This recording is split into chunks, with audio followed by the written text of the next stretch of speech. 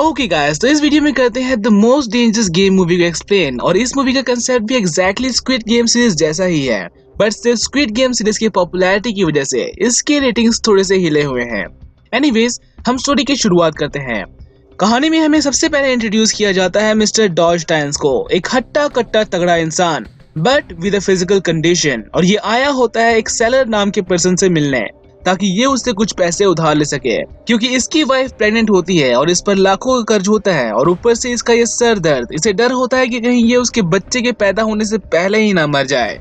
जिस पर माइल्स उसे कहता है कि वो उसे लोन नहीं दे सकता, स्पेशली एक ऐसे पर्सन को जो कि कभी भी मर सकता हो। बट एक रास्ता है कि अगर वो एक गेम में पार्टिसिपेट करे तो वो जीते हुए सारे पैसे ले सकता है। और जब डॉज उससे पूछता है उस गेम के बारे में, तो वो कहता है कि ये एक हंटिंग गेम है, जिससे डॉज को कुछ भी समझ में नहीं आता कि हंटिंग किस चीज की। जिससे ये डॉज को एक्सप्लेन करता है कि वो एक फैसिलिटेटर है और प्लेयर्स को चूज करता है हंटिंग गेम के लिए, और वो सब इस गेम में फेयर गेम खेलते हैं। जिससे डॉज से डायरेक्टली पूछता है उस गेम के बारे में ताकि दोनों का टाइम वेस्ट ना हो। जिससे ये कहता है कि इस गेम में इंसानों का शिकार होता है, उसके चुने हुए प्लेयर्स का शिकार, और पूरा दिन जो भी सरवाइव कर लेगा वो विनर। जिससे ये थाने में सीधा रिपोर्ट लिखवाने की बात कहता है कि वो इस तरह से लोगों को नहीं मार सकता। जिस पर माइल्स उससे पूछता है कि उसने कितनी बार खुद से ये कहा है कि वो अपनी फैमिली के लिए कुछ भी कर सकता है। मैं बस तुम्हें एक मौका दे रहा हूँ अपनी इस बात को साबित करने का। और एक आखिरी बार कहता है कि या तो वो उस ऑफर को एक्सेप्ट कर सकता है या फिर वो वहाँ से निकलकर वही लाइफ जी सकता है जो कि उसके पास है। और कहानी यहाँ से कुछ दिन पहले शिफ्ट होती है जब इन सब की शुरुआत नहीं हुई थी, और हम डॉज टाइन्स को जॉगिंग करते हुए देख पाते हैं। ये पर्सन अपनी कॉलेज टाइम में एक एथलीट रह चुका होता है और अभी इसकी लाइफ की सबसे टफ टाइम चल रही होती है, और इस पर $220,000 का कर्ज होता है जो कि इंडियन रुपीस के हिसाब से 16 करोड़ के अराउंड है। और जिसने भी इसे लोन दिए होते हैं वो सब के सब इसके पीछे हाथ धोकर पड़े होते हैं और नोटिस पे नोटिस भेज रहे होते हैं। और ऊपर से इसकी वाइफ भी प्रेग्नेंट होती है, जिससे सिचुएशन और भी टफ बन जाती है। जिससे उसकी वाइफ उसे मोटिवेट करती है कि सब कुछ ठीक हो जाएगा, वक्त के साथ हर घाव भर जाता है और वो भी उस मुसीबत से निकल ही जाएंगे। और इनकी एक और आखिरी उम्मीद होती है डॉज का क्लाइंट, जिसको डॉज एक बिल्डिंग प्रोजेक्ट का डिजाइन बेचने के लिए जाता है। और ये बंदा उसकी डिजाइन की भर भर की तारीफ करता है, बट इन द एंड वो उसके प्रोजेक्ट को रिजेक्ट कर देता है बिना कोई रीजन, जिससे डॉज को कुछ भी समझ में नहीं आता। और इस बात का मेन रीजन हमें आगे पता चलेगा।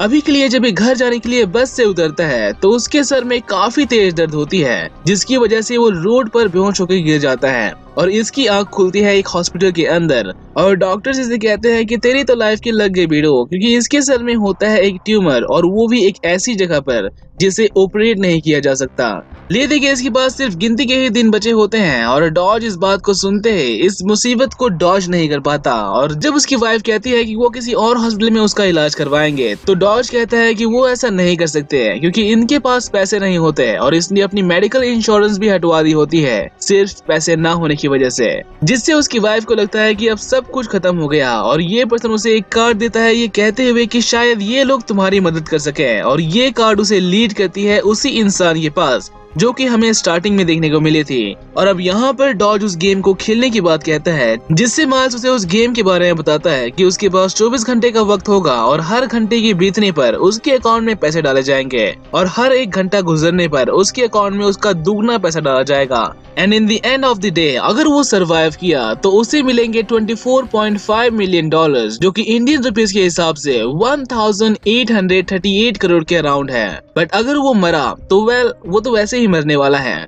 बस फर्क इतना होगा कि नेचुरल डेथ में वो अपनी फैमिली के लिए कुछ भी नहीं छोड़ के जाएगा, बट अगर वो इस गेम में मरा तो इसके फैमिली के पास इतने पैसे होंगे कि वो आराम की जिंदगी जी सके। और ये उसे एक फोन देता है विद अ वार्निंग कि अगर उसने उस फोन को खोया तो वो हमेशा हमेशा के लिए उस गेम का एक परमानेंट मेंबर बन जाएगा। ये फोन उसकी एक और आखिरी उम्मीद है उस गेम से बाहर निकलने की, जिससे वो सिर्फ इसे कॉल कर सकता है इफ नीड्स हेल्प। और ये उसे कुछ पैसे भी ऑफर करता है इन एडवांस, ताकि वो उस गेम को खेलने के लिए बाद में मना ना कर दे। पर डॉज उन पैसों को अभी नहीं लेता, क्योंकि उन पैसों को लेने का मतलब उस गेम को खेलने के लिए राजी होना, जिसके लिए वो अभी 100% रेडी नहीं होता। इसलिए ये पर्सन उसे अपना पर्सनल नंबर देता है ताकि वो अपना डिसीजन बता सके कल तक। और डॉज वहां से निकलकर अपने एक फ्रेंड के पास जाता है इस मुसीबत वाले टाइम में, और इस पर्सन से भी इसने $50,000 उधार लिए होते हैं। पर ये बंदा इसे अभी भी मोटिवेट करता है कि वो कॉलेज की किसी भी रेस में नहीं हारा, और वो लाइफ की इस रेस में तो डेफिनेटली हार नहीं सकता। अगर अपने लिए ना सही तो अपने बच्चे के लिए उसे लड़ना होगा। जिससे ये घर जाकर अपने वाइफ को झूठ बोलता है कि उसका क्लाइंट मान गया है उसके प्रोजेक्ट को परचेज करने के लिए, और अब सब कुछ ठीक हो जाएगा। और उसके सोने के बाद वो माइल्स को फोन करके कहता है कि वो गेम के लिए रेडी है,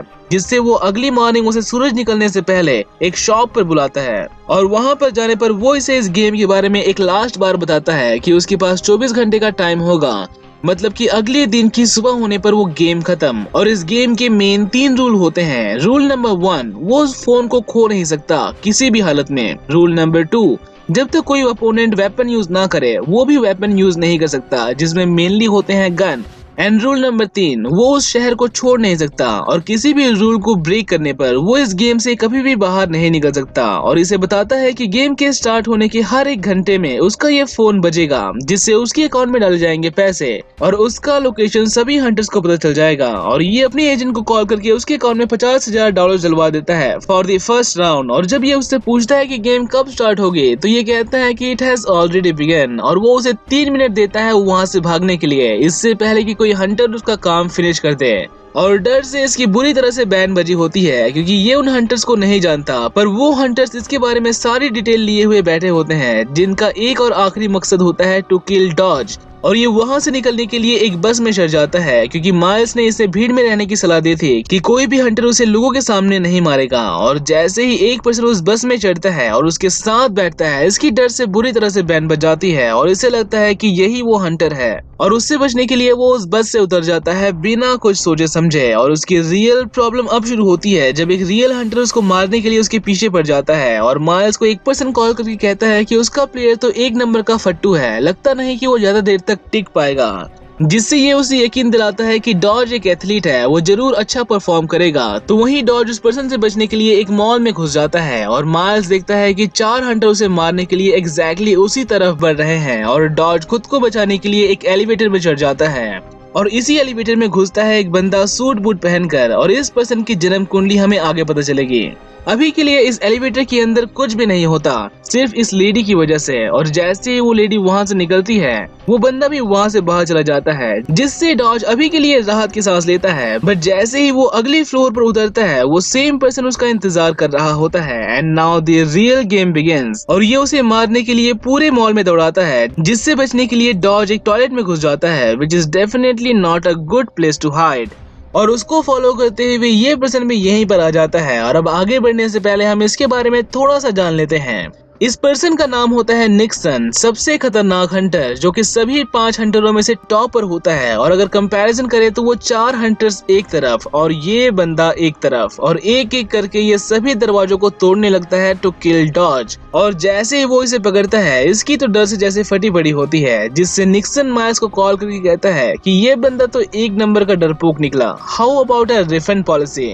जिस पर माइल्स उसे सॉरी कहता है कि वो अगली बार उसे एक तगड़ा शिकार ला कर देगा। पर डॉज इतनी आसानी से तो हार नहीं मानने वाला होता, और उसे ढकेल कर वहां से भाग जाता है। तो वही डॉज की वाइफ वैलरीन को एक नोटिफिकेशन आती है फ्रॉम बैंक कि उसके अकाउंट में $50,000 डिपॉजिट हुए हैं, जो कि इसके लिए एक सरप्राइज वाली बात होती है। और जब ये डॉज को कॉल करती है उन पैसों के बारे में पूछने के लिए, तो वो उठाता नहीं, क्योंकि उसका फोन तो माइल्स लिया हुआ बैठा होता है। और कुछ टाइम के बाद उसे कॉल आती है डॉज के क्लाइंट की, जो कि उसे सॉरी बोलता है कि वो उसके प्रोजेक्ट को एक्सेप्ट नहीं कर पाया, पर डेफिनेटली वो उसे अपनी टीम में लेना चाहेगा। जिससे वैलरीन को कुछ भी समझ में नहीं आता कि उन पैसों को फिर डाला किसने होगा। और 1 घंटा बीतने के बाद उसके अकाउंट में $1,00,000 जमा किए जाते हैं, which is really a huge amount. तो वही डॉज एक बार फिर से लोगों के बीच में चला जाता है, क्योंकि उसके बचने का सिर्फ एक और आखिरी तरीका होता है लोगों के बीच में रहना। पर इसका मतलब ये कतई नहीं है कि कोई हंटर उसे फॉलो नहीं करेगा, और एक हंटर उसे चाकू के दम पर अपने साथ चलने के लिए कहता है बिना शोर मचाए, और ये उसको एस्केलेटर के ऊपर लेकर जाता है। और यहीं पर आता है निक्सन, जो कि उस एस्केलेटर को बंद कर देता है। और इसी मौके का फायदा उठाकर डॉज उस दूसरे पर्सन को धक्का मारकर वहां से भाग जाता है, और निक्सन उसके पीछे एक बार फिर से। तो वहीं वैलेरिन डॉज के फ्रेंड को कॉल करके पूछती है कि क्या डॉज उसके साथ है, क्योंकि वो सुबह से घर नहीं आया होता और साथ ही उनके अकाउंट में एक ह्यूज अमाउंट जमा हो रहा होता है हर 1 घंटे। और सीन के शिफ्ट होने पर हम डॉज को एक बहुत बड़ी मुसीबत में देख पाते हैं, क्योंकि इसके पास भागने का कोई और रास्ता नहीं होता और निक्सन जैसे ही उसे मारने के लिए आगे बढ़ता है, यहाँ पर आता है एक ऑफिसर जिसकी वजह से वो उसे नहीं मारता और इसे मिलता है एक और मौका वहाँ से भागने के लिए। और जैसे ही ये किसी की साइकिल लेकर वहाँ से निकलता है, यहाँ पर आता है रेगन और इनके बीच में होती है थोड़ी सी फाइट। पर जब तक ये उसे मारता, डॉज वहाँ से निकल लेता है और ये हंटर्स उसका हर मोड़ पर इंतजार कर रहे होते हैं, जैसे कि उन्हें पता हो कि डॉज कब कहाँ पर जाएगा। और निक्सन इसके पीछे एक बार फिर से पड़ जाता है और इस बार ही डॉज ट्रेन में चढ़ जाता है टू सेव हिमसेल्फ। बट सिर्फ ये 2 ही हंटर्स नहीं होते जो उसके पीछे पड़े होते हैं, यहाँ पर 3 और हंटर्स होते हैं जो कि इसका इंतजार कर रहे होते हैं। और इन सब से बचने के लिए डॉज जाता है एक चर्च में ताकि वो उन सब से बच सके। और इस चर्च का पादरी जब उससे पूछता है कि क्या वो यहाँ पर कन्फेशन करने के लिए आया है, तो डॉज उसे उन सब के बारे में बताने लगता है जो कि रूल के अगेंस्ट होता है। पर जैसे ही वहाँ पर एक और पर्सन आता है, वो उस पर अटैक कर देता है, ये सोचते हुए कि वो भी एक हंटर है, जो कि वो नहीं होता। बट यहाँ पर एक हंटर होता है और वो होता है उस चर्च का पादरी, जो कि प्रोफेशन से एक साइकोलॉजिस्ट होता है और पादरी बनकर उस चर्च में बैठा होता है, क्योंकि डर जाने पर इंसान हमेशा ही भगवान की तलाश में जाता है। और जब ये पादरी उसे बताता है कि वो भी एक हंटर है, तो उसका भी यहाँ से निकलना काफी मुश्किल हो जाता है, क्योंकि उसने सारे रास्ते बंद कर रखे होते हैं। जिससे माइल्स एक और आदमी को कॉल करके कहता है कि क्लीन अप करने का टाइम आ गया। पर ये बंदा उसे अभी नहीं मारता और ये बट बोला उसे बस मेंटली डराने लगता है कि उसने कैसे उसके लोकेशन को फाइंड आउट किया उसकी एक्सपोज होने से पहले और एक्सेट्रा एक्सेट्रा। जिस पर डॉज उससे पूछता है कि उसने स्टार्टिंग में ही उसे क्यों नहीं मार डाला, जिस पर ये कहता है कि वो बस देखना चाहता था कि क्या वो रूल को ब्रेक करेगा।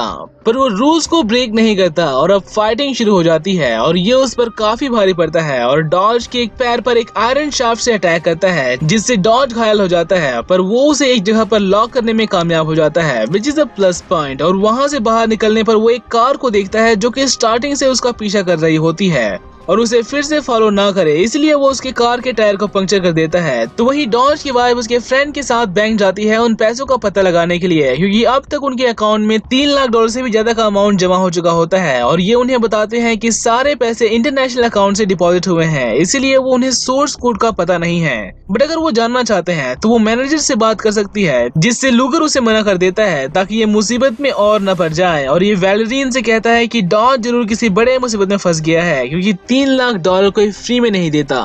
तो वही डॉज खुद की मरहम पट्टी कर रहा होता है और ये घाव उसकी मुसीबत को 10 गुना बढ़ा देती है, क्योंकि अब वो पहले की तरह भाग नहीं सकता। तो वही निक्सन इसकी लोकेशन को ट्रैक करने की कोशिश कर रहा होता है, जो कि उसे नहीं मिलता, क्योंकि उसकी लोकेशन सिर्फ तब विजिबल होती है जब घड़ी में 1 घंटा पूरा हो जाए और उसके बैंक अकाउंट में पैसे डाले जाए, जो कि अगले 3-4 मिनट में होने वाला होता है। इसलिए डॉज खुद को बचाने की एक तरकीब निकालता है और एक स्टेडियम के पास जाके खड़ा हो जाता है उन्हीं के जैसे कपड़े पहनकर, ताकि कोई भी हंटर उसे पहचान ना सके। एंड द काउंटडाउन बिगिंस और निक्सन उसे मारने के लिए ठीक उसी तरफ भागता है, बट ये क्राउड उसे बचा लेती है अभी के लिए। और बचने के लिए डॉज एक कार में जाके छुप जाता है, जो कि उसे शहर के बाहर ले जाने लगती है, which is definitely not a good thing, क्योंकि ये उस गेम के रूल को वॉयलेट कर देगी, जिससे वो उस गेम से कभी भी बाहर नहीं निकल सकता।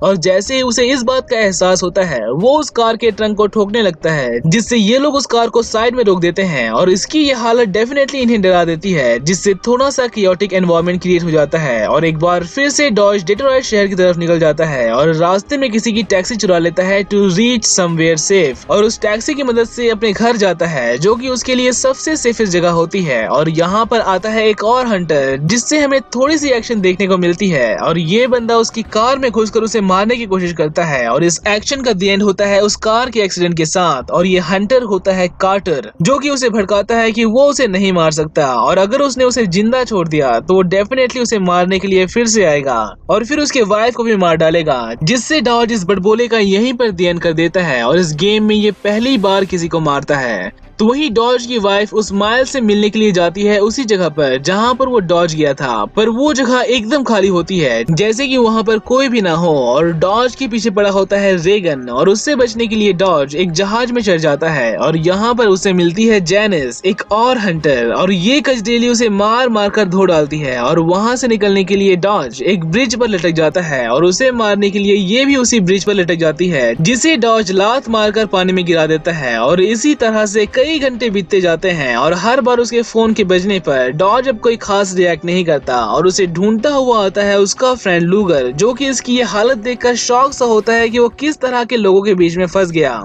पर ये उसे कुछ भी नहीं बताता और उनकी कार को फॉलो करता हुआ आता है निक्सन, जिससे पीछे छुड़ाने के लिए वो लूगर की कार से कूद जाता है क्योंकि वो उन दोनों को मार डालेगा अगर वो पकड़े गए। और निक्सन डॉज के पीछे एक बार फिर से पड़ जाता है, पर यहाँ पर कोई और पर्सन डॉज को बेहोश कर अपने साथ ले जाता है और जैसे ही इसकी आंख खुलती है ये होता है गैंगस्टर्स के बीच, जो कि इसे पैसे पाने के लिए इसे किडनैप कर लिए होते हैं और उसकी मेडिसिन को देखकर ये बताते हैं कि वो तो नकली है क्योंकि इन्हीं लोगों ने उस मेडिसिन को सेल किया होता है। पर अभी के लिए डॉज उनकी बातों पर इतना फोकस नहीं करता और उसे बताता है कि अगले 2 मिनट में वो फोन फिर से बजेगा और अगर उन्होंने उसे जाने नहीं दिया तो वो सब के सब मरेंगे, जिसे डेफिनेटली कोई भी यकीन नहीं करता। और यहाँ पर एक बंदा मशीन गन लेकर कूद पड़ता है उन गैंगस्टर्स को मारने के लिए और ये वही बंदा होता है जो कि हमें स्टार्टिंग में देखने को मिला था। और गैंगस्टर्स और इस पर्सन के बीच में काफी अच्छी फाइटिंग होती है और जैसे ही वो डॉज को मारने के लिए आगे बढ़ता है एक पर्सन इसे शूट कर देता है और डॉज वहाँ से निकलकर सीधा हॉस्पिटल की तरफ जाता है उस मेडिसिन के बारे में पूछने के लिए, क्योंकि वो उन गैंगस्टर की बातों को टाल भी नहीं सकता। और ये डॉक्टर उसे बताती है कि ये तो बस एक एंटी इन्फ्लेमेटरी मेडिसिन है और इसका मतलब ये होता है कि उसके ब्रेन ट्यूमर वाली बात सिर्फ एक झूठ है और इसे जानबूझकर इस गेम में फंसाया गया है फ्रॉम द वेरी बिगनिंग। और डॉज का वो क्लाइंट भी इसी सब का एक पार्ट होता है जो कि उसके प्रोजेक्ट को सिर्फ इसलिए रिजेक्ट करता है ताकि इसके पास उस गेम को खेलने के अलावा कोई और रास्ता ना रह जाए। जिससे ये माइल्स को कॉल करके कहता है कि वो पुलिस के पास जा रहा है रिपोर्ट लिखवाने के लिए, जिससे ये उससे पूछता है कि वो उसे बताएगा क्या, क्योंकि ये तो उसका असली नाम तक नहीं जानता पर वो उसके बारे में सब कुछ जानता है और ये भी कि अभी उसकी वाइफ कहाँ है और अगर उसने उस गेम को खेलने से मना किया तो उसकी वाइफ नहीं बचेगी। जिस पर डॉज कहता है कि उसकी वाइफ ने कभी भी उस गेम को खेलने के लिए हाँ नहीं कहा, कोई भी हंटर उसके करीब नहीं जा सकता।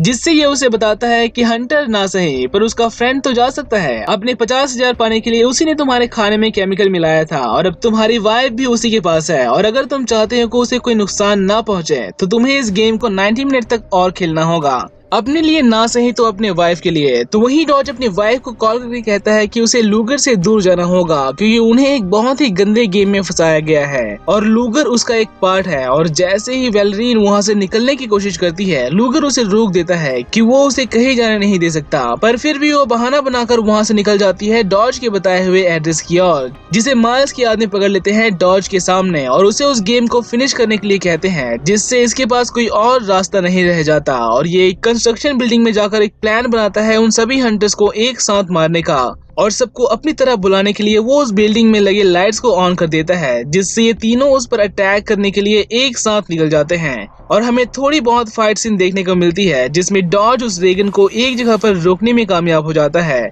तो वही यहाँ पर आता है लूगर जो कि एक हंटर को मार डालता है, जिससे ये बात तो क्लियर हो जाती है कि ये बंदा उनके साथ नहीं मिला।